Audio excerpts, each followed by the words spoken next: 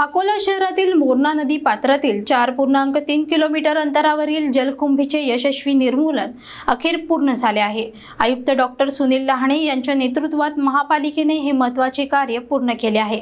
यामुळे नदीच्या स्वच्छतेत सुधारणा होणार असून आरोग्यविषयक धोके टळणार आहेत।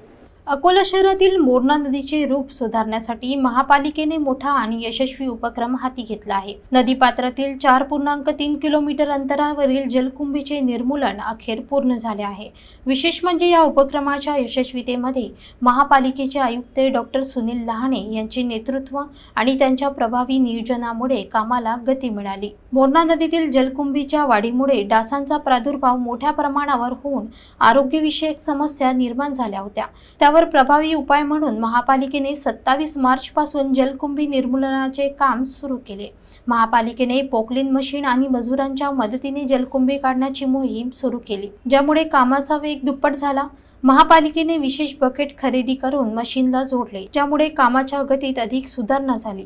या संपूर्ण कामाचे नियोजन अत्यंत कमी खर्चात पार पडले आणि यामुळे नागरिकांना मोठा दिलासा मिळेल अशी आशा व्यक्त केली जात आहे। 11 मे रोजी जलकुंभी निर्मूलन कार्य पूर्ण झाल्यामुळे मोरणा नदीचे रूप स्वच्छ आणि सुंदर होईल आणि येत्या काळात आरोग्यविषयक समस्यांचा ताण कमी होईल अशी नागरिकांची अपेक्षा आहे।